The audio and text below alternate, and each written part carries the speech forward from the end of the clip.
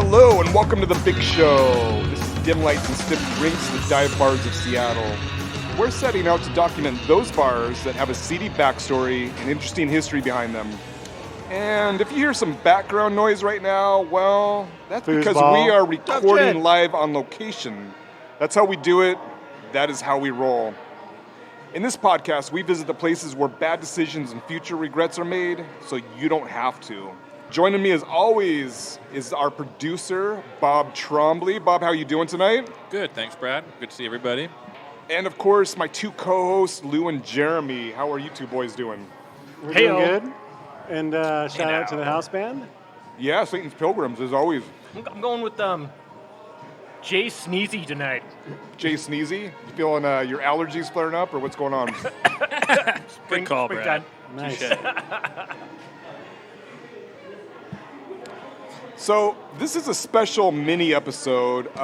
For those who have been following our last few episodes, we have been visiting each of the different bars that proclaim themselves to be Seattle's oldest. These include the J&M Cafe, Jules Mays Saloon, the Merchant Cafe, and the Central Saloon. But in the end, there can only be one that is truly the oldest. So we decided to pay these places a visit and go over each of their histories, as we knew the historical record would reveal all. And it did. So for this episode, we are going to announce which one of these places holds the title as Seattle's oldest bar. We are actually at the Zoo Tavern in Eastlake tonight, out of respect for these establishments, as we wanted to make the announcement at a neutral site. So that is what we're doing tonight, but first a couple of things to go over.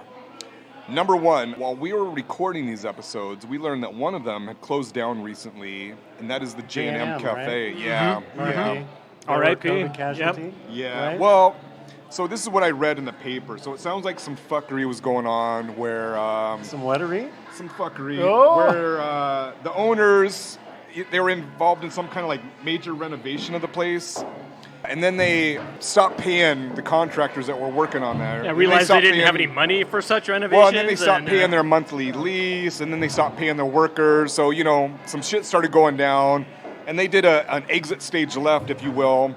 And right now, if you go to their website or if you go to the actual place, there's something in the effect of closed until further notice. So we don't know if they're closed permanently, hopefully not. The J&M, yeah. It could be like Jules Mays, where someone brings it back. Well, that's what we're hoping. I'm in the neighborhood, and I know that at some point there was a developer looking into buying and redeveloping the Oh, place. for the J&M? The building, the whole The block. whole building's for sale, right? Yeah. No. And so, but that fell apart. I don't know what happened. The guy lost his funding. I don't know.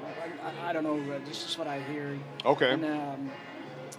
And simultaneously, the place closed, or soon after that, it closed. And I don't know if it had anything to do with that, or if it's just a coincidence that so what you said. Yeah. These people lost their. Well, hopefully they, staff and they're able to they- pull it together and get things back Bring it up back? and running. Yeah, bring it back. And by the way, the person you just heard is a special guest joining us tonight. His name's Ewout. He's the French fry taster. He's also the owner off of my fries. Shorty's down in Belltown, which we are going to be recording at this season. We are. For sure. We're looking forward to it. All right. And he's going to be talking to us later in the episode about Being a former owner of Jules Mays. Yeah, about being the former owner of Jules Mays. So anyway, as far as the oldest bars go, so that's what's going on with the J&M. And, so we took them out of the running because if we couldn't record there, it didn't make sense. And just for the record, they're not the oldest bar out of these four, so it didn't make much of a difference in the grand scheme of things anyway. Number two, so while one of these bars is clearly the oldest, we want to stress that we didn't set out to make this a contest with winners and losers. All these places are awesome. They all have really cool backstories. And together, the three of them all represent Seattle's oldest bars. All of However- these bars get a participation ribbon. That's right. It's in the mail. They're all winners in our eyes. But the other competition of the oldest bar fly is a competition, very much. Now, so. that's very much a competition. Yeah, And we'll be there are announcing winners that and losers in the there. next. That's right. only one. Lou, is your grandmother still in the runnings? That's right. No, Okay, so as far as determining which one is the oldest, we're dealing with establishments that go back to the 1800s, over 100 years ago. So going over their histories, it gets a bit tangled, gets a bit complicated, gets a bit gnarly. some of them switched names during certain years and then switched back. Some of them operated as like a different type of business and then resumed being a bar. Like when you're a soda fountain during Prohibition? Yeah, with that the kind bar of things. under the counter? Exactly. So we decided to take this into account, and so there's 2 different categories I wanted to kind of rate these bars as far as the oldest. Number 1, which one is operated as a business for the longest? In other words, Continuous operation. yeah, which one has been continuously operating under its Continuous. current name All right. for the longest period of time? And then number 2 is simply which one has been slinging drinks for the longest? Which one is the oldest continually operating drinking establishment? The closest, the one that first opened after Prohibition, basically? No, actually no. As it turns out, Before no. that. Oh, okay, Yeah, go before on. that. And as it turns out, one of these places actually won both categories. And that place is, drum rolls please, the Merchant Cafe. Nice. The The Merchant merchant. Cafe is the oldest bar in Seattle. What's the Okay. year? Let's do a quick recap of the 3 places we did visit to kind of explain how we arrived at this conclusion. This will be really quick. So the first place we visited was the Central Saloon. It first opened as the Watson Brothers famous restaurant in 1892, and then it began operating as the Seattle Bar in 1902, and then it became known as the Central Cafe in 1919. It's unknown if they secretly sold booze during Prohibition or when they began serving legal beer again after Prohibition was repealed. Number 2 is the Jules Mays Saloon. So the space... Oh, Jules. Jules, yeah. So that space first served as a drinking establishment known as Rainier Bar in 1912. It did operate as a soda parlor during Prohibition. Do you remember Jules Mays was also popped during Prohibition for selling quote-unquote health tonics? Was the Rainier Bar like a Oh, satellite like bar for Bartell the Rainier Drugs Brewery did by that shit chance? too. It wasn't a satellite bar, but it was in close proximity to the Okay. Rainier Brewery, Nice. so that's where they got the name from. Nice. So, but this brings up an interesting question, Brad. Like, for Jules Mays, even before that 1912 date that you mentioned, there was a different location that was Yeah. a bar. And it was Does under that, Does that count, or are you just not including that? No, it counts as a drinking establishment, but Okay. the Merchant Cafe still wins, and we'll get to why it does. And as far as Jules go, it didn't start operating as Jules Mays until 1928. So that's when it became known as Jules Mays, and then it began serving legal beer again in 1934 after Prohibition was repealed. Named after what? Jules Mays, the Belgian immigrant. Yeah, that's he was a right. Belgian Yep. immigrant, yeah. Named after the river. So it's not, you see a lot of apostrophe S, M-A-E apostrophe S. That's not Yeah, correct. it's not apostrophe. That's No, Nope. Nope. M-A-E-S, that's As the all one river, name. yes. Yeah, that's right. That's Just correct. wanna- And what it- is, what is it, though? Yeah, I've seen it it's too. it's the French river, French, Belgian, Dutch river. It's one of the major European rivers. You guys all look very Okay, confused. It's like the American, It's like the Columbia of the... right. The Seine, Yeah. the Seine, or the Thames, Yeah. or yeah. The Mississippi. European geography, Amount of guys. water. Well, that's a Amen. good little Much fact. Americans here. That's a good little fact. How's the fishing though? But it was always rubbing me the wrong way. It's like, no, it's not the apostrophe. Lose the apostrophe. Yeah, I've seen that too. No, it's all one word. That's an Jules interesting Mays. theme, though. A lot of places we've gone to either have or don't have an apostrophe that are miswritten, Yeah. right, with or without the Oh, apostrophe. yeah, we'll talk about quite a few Adolph's places. second bar. We'll give him a plug later for the Meyer. It's not Myers. That's right. That's right. Yep. Meyer, Well, yeah, even the there you go. merchants. There's a You reason know, the for that too. But All right. merchants is sometimes Keep on. listed And then with so- or without the apostrophe. So lastly, Merchant Cafe. So the Merchants Cafe opened as Merchants Cafe in 1890. So it's been operating under the same names since 1890. In which the bottom floor operated as a saloon when they opened. Of course, the top floor opened as a brothel. I was right? going to say, as far as the oldest goes, that had the oldest aesthetics being on the initial first floor. Of, Right, so that was kind of right. cool. They were also a soda parlor during Prohibition, so we know that the booze continued to flow during that era. And then they immediately began to serve beer again after Prohibition was repealed. So from the historical record, they've operated under the same name since 1890 and have been pretty much continually serving booze since that date as well. So they're the hands-down winner. Hands down. And Nice. they were immediately after the Seattle fire in 1889. Yeah, they So were. they were first out of the gate. They were first after out of the the ship gate. burned to the ground. Yeah. Yep. Yeah, so a big cheers to Merchants for keeping things popping for over 130 years, and here's to 130 more. Oh, So you hip, hip, mentioned hooray. you mentioned 1892 for the merchants. 1890. 1890. 1890, yeah.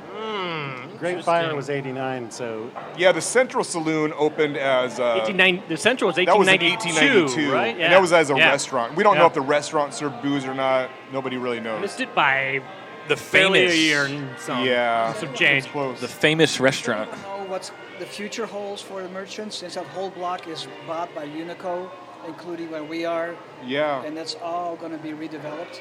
I think, and don't quote me on this, but I think the That Merchants would is be like an historical historical. site. Yeah, I don't Yeah. think that could happen. Registered. So I think Yeah. they're safe.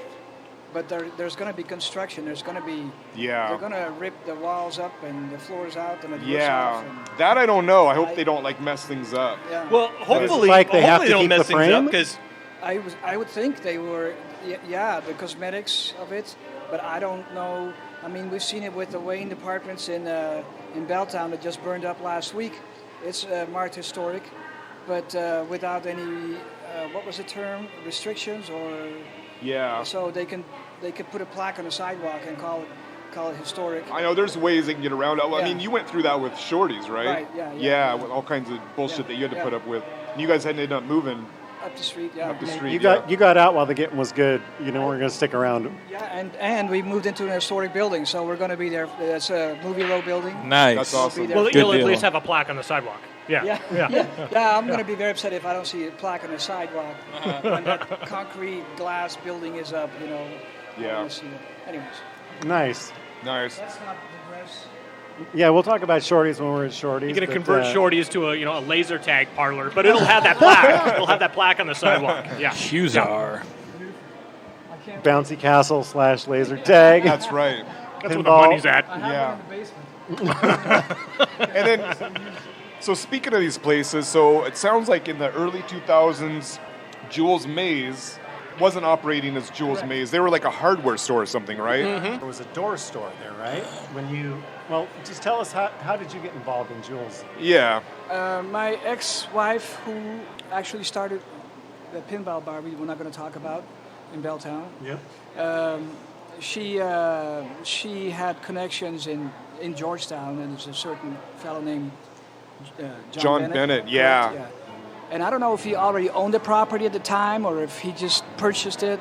And the door store was a door store because the original Jules Mays, if I'm not mistaken, closed in 1999. Right. And so And then I think Bennett bought the building after they went out. Yeah, he And then owns a number of buildings in Georgetown because he's like very into historical preservation. yeah, So and do you know John pretty good? yeah, I do. He's a cool guy. yeah. Did you get a lot of your pinballs from John? No. No? I Okay, actually that's- brought my pinball machines with me from Holland. Did you really? Talking about carrying water to the sea, yeah. Oh, wow. Made in Chicago, shipped to Holland, and back to Seattle. Wow. But that's a whole other story. Yeah. But I believe, that 99 is when Jules Mays closed, and it became a door store. And I don't think, I know that they eventually went down. And then when we became involved, it's because John asked us to take a look at it and see if we were interested in reopening Jules Mays. And so that's what we did. We went in there, and what we found was a big Yeah, what was there when you walked in the door? a drywall box with gray walls, and approximately every 4 feet there was a hole with a door frame to showcase all the doors that they were selling. okay. Just a giant wall of doors. Everywhere, front room, back room, it was just doors. Doors are us. Yeah, It was a doors- box house. In the Twilight Zone bar. Record an episode of Black Mirror or something there. They basically, it was a door store, and the only thing that was there was the back bar. It's in the exact same spot where it is today, and that wooden cooler, that reach-in cooler. Oh yeah. Yeah. That is off on the side by the kitchen area. That was there. The front bars were in the place but scooted in the corner. The floors were rotted out in that area. We redid all the floors, and there was no decor. There was no lights. There was no wainscoting. Yeah. There was no wallpaper. We did all that. We had a very talented guy work at Shorty's, bartender, who used to work as a set decorator for Martha Stewart. Nice. Oh, wow. Matthew Warren. Matthew, thank you. Shout out to Matthew. He was the guy who did all the wainscoting, all the faux finishes on the wainscoting. He did all that. And then for some reason we stumbled upon this guy on 3rd Avenue, right over there where all the Billabong offices are, and he was reopening this little diner, turning it into a Subway or something, but it was an old historic diner that had been there since the 30s, also with a beautiful back bar and all these beautiful booths, that were 80 years old. And he said, yeah, I'm getting rid of all that stuff. So that's where that came from? So yeah, we showed Oh, up wow. one morning. ripped Great out all the story. Great booths, backstory. And my friend who owned a wood shop across the street from Jules Mays in the old Rainier Brewery, Yeah. John van Veld, free of charge, redid all the booths. And so we, because we didn't have any money, Yeah. and so he redid all the booths. We built the platform, put the booths in, did the wainscoting, did the wallpaper, did the lights, and it looked great. That's awesome. But it's all from 2004. Yeah. Great Now- story. Not 120 Great story. years old, it's 20 years old.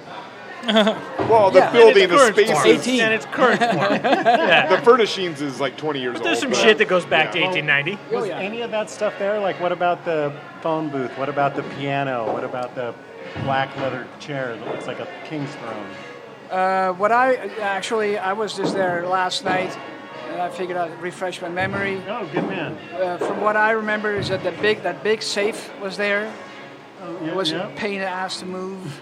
That thing probably weighs 2,000 pounds. Yeah, and we don't have the combination, so I don't know what's in there. Oh, so you didn't know what was in there? Oh, I couldn't sleep at night. knowing that. Believe me, I tried, but I know a and guy. John- I know a guy who can get in there. Safecracker. well, John Should've Bennett is grabbed a stethoscope and John Bennett is a locksmith by trade, and I don't think I think he gave up, or maybe that's where he keeps all his gold. I don't know. there's a thing called dynamite, my friend. yeah. Sometimes you have to resort to it. Cutting Ask your board. local mafiosi. But the safe was there, the piano was there. I don't think the phone booth was there.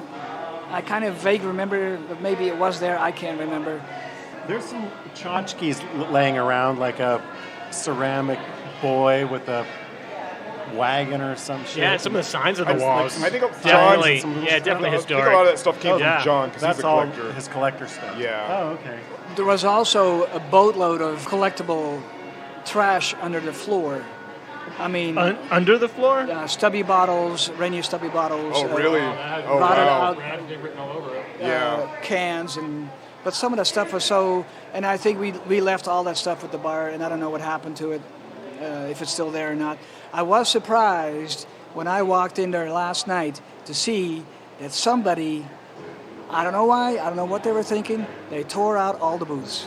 And now there's some kind, it looks like, no disrespect, but it kind of looks like you're at the, rest area along the freeway with these camping. They're going to install a Aesthetic. dance floor? No, but I don't know. I mean, maybe they have big plans, and maybe they were gone by the time the new owners got in there. Yeah. I have no idea what It's happened. hard to say like who took what out. Yeah. That's a shame though. Yeah, it is a shame. I sure as hell hope they weren't destroyed because those booths were old. That's like Yeah. old diner stuff. Like Exactly. you said, That's from 30s, 40s, Vintage. or whatever. Yeah. Yeah. Yeah, you can't find that stuff.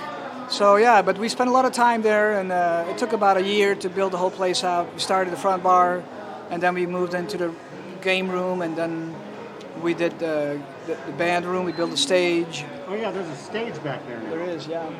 There's a stage. So you put that in? Yeah, we put a stage in. We installed a sound system, and then what happened is Martha and I decided to call it quits, and And then you sold the bar? we sold. Yeah, she wanted to split town, and I didn't have the resources to maintain it all myself. So I picked Shorty's, and we sold everything else. So you That's were how I actually could- the owner of Jules Mays for a while? About 2 years. About 2 years, okay. Yeah. Okay. 2 or 3. And the majority of it was. And the guy under who the- built what you see today. Yeah. Yeah. Yeah. I think I was only as an operating business owner. I was probably only involved for less than a year, because Yeah. the rest of that time was all spent on under the floor and in the attics and behind the walls and Yeah. building the place Well, out. thank you for bringing it back, and No, thank you for bringing having it me back talk to about its it. former state of beauty. Yeah. Well, thank you. Yeah. Yeah. And I'm Yeah. And You did a not perfect Seattle's job, too. It oldest looks only like by it's a technicality. 120 years old. That Well- phone booth looks like it was working at one point. Well, that's like I say, that's all Matthew's credit because he just did an amazing job. I think if I remember correctly, I hung the wallpaper. But it's funny that even after only 18 years, I kind of forgot how it all went down.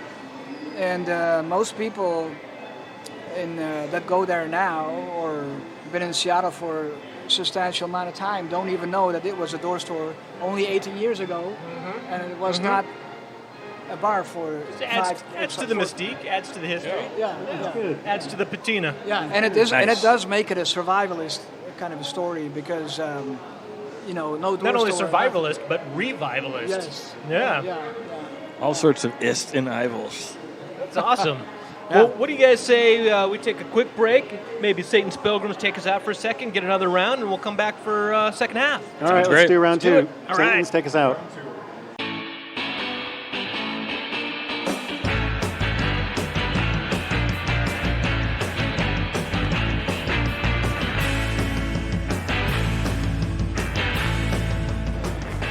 All right, well, we are back. We're going to talk to Ewout right now about his new place that he opened it up, and then we're going to wrap things up until the next episode. And we're looking at recording our next episode at Mike's Chili Parlor.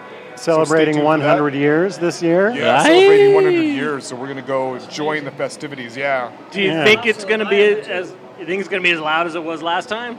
It might It is be. 100th anniversary. Yeah, it might be. Probably going to be another bachelorette party there. Nice. Oh, yeah, I hope not. Do you know the chili that they're serving? That same first batch. It's 100 years years ago. old. Yeah, they made tankers of it, and they've been serving it the whole time. But anyway, since we're all of the historical Seattle bars, or 3 of the 4, were Pioneer Square bars, right? That's right. And so we talked a lot about Pioneer Square, but Ewout has a second bar called The Meyer in Pioneer Square, and you're kind of the new kid on the block, even though you opened right before COVID, right? We opened in 2017. Yeah. But are you diving? That's really nice and new and it's Oh, clean. no, Well, not anymore. You have to hire the right staff to keep Nice. that patina right on the Nice. edge. You know what I mean? Not too Right. clean, not too dirty. But I remember the funny thing that happened is the day before we opened, it was a nice spring day, and had the doors open, and this elderly couple walks by, and I'm just taking a break, and this dude kind of peeks inside, and he's just yelling to his wife in his thickest like East Coast accent, like it's New Jersey or somewhere. There's a fucking bar I over said, here. look at this man. bar, this old, look, check this This old local place. bar out. And I said, buddy, I hate to, we haven't even opened yet, we haven't even been open for one day. And he thought it was an old bar, old Seattle bar. So I thought, well, at least we tried the right thing, you know what I mean? It looks all right, and it kind of looks like it's been there forever. But we just wanted to do a little hole in the wall. I didn't want to copy myself. I wanted to do something else, and make it a bar that was kind of, your average watering hole that you find in every, in every town, but also give it a bit of a Dutch flavor. And so Dutch water. yeah, Dutch watering. Yeah, what makes it Dutch versus, an American? Well, Those clean lines, right? there is for one thing, and people always ask me what's wrong with me. Why do we have these rugs on the table? Well, Dutch bars have rugs on the table. These You mean Persian, a tablecloth? Persian rugs, they're thick wool rugs. Oh, cool. That's the Dutch different- style. What's that? That's a Dutch style. Yeah, Rugs the on old- the. the okay. old- Sounds hard to clean. Yeah. Well, the I was old, thinking, what they call brown cafes, brown bars. which is I- what? That's what the neighboring bars in Holland are called. Oh, okay. And I think they're brown because of the patina of the smoke. I don't know what that That makes term sense. was coined. I don't know why that came to be. But I can tell you one thing. If you ever try to pick up one of those rugs in those Dutch bars, you can basically set them up right in the corner of the room. Set it up right. Yeah. So starch. We replace them about once a year. So Okay. Pretty and, crunchy, huh? yeah. And then the name was Yeah, what's the name? Well, Why then- is it The Meyer and not Myers? because Meyer, I thought, okay, when I was a kid and I looked out the window of my bedroom, there was a bar right across the street from my house. It's called the Meyer. Oh. And it closed, in the 70s. I don't know. I'm not sure what happened. It's been long gone. But then I realized later on here in Seattle, so actually that's a good name for a bar, for a Dutch-American bar, because it's a name that both is very familiar in Holland and in the States. It's a name anybody can pronounce. Does the word mean anything? In Meyer Dutch? is, I think, it's kind of a Yiddish word for Dutch Yiddish for mayor, German, maybe German. I'm not sure where it really came from, but it's definitely a name that you see a lot in Germany and in Holland. For and here in Yiddish, the you got States. Meyer Lansky. Right, there you go. Hello. I Yeah. thought you said it means prostitute. Well, that's why I'm. Okay, so now in Holland you also have a Dutch. I think it's also Yiddish. It's what they call bargoens, and there's a word called te Meyer, which is Dutch for hooker.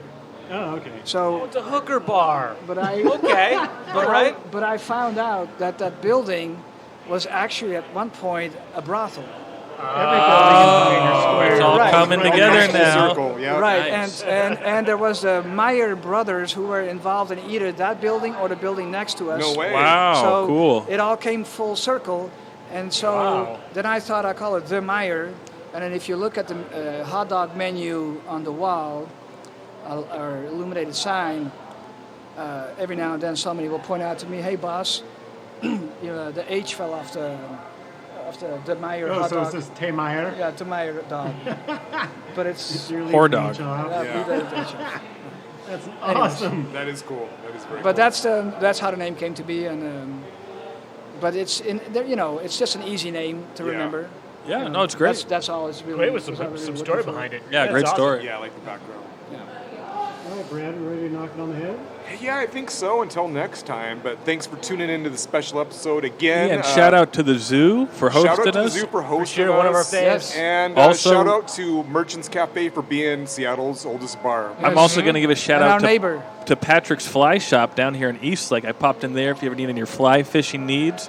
Go holler at Wes and the gang. They'll take care of you. And how long? Nice. You said they've been around for Since the mid-40s, that place has been Mid-40s. there. So, yeah, more history in Eastlake here. Yeah, very cool. So, yeah, shout out to them too. So yeah, until next time, thank you for joining us. This is Dim Lights and Stiff Drinks, the dive bars in Seattle. Signing out. See you next episode. Adios. All right. Thank you for having me. Cheers.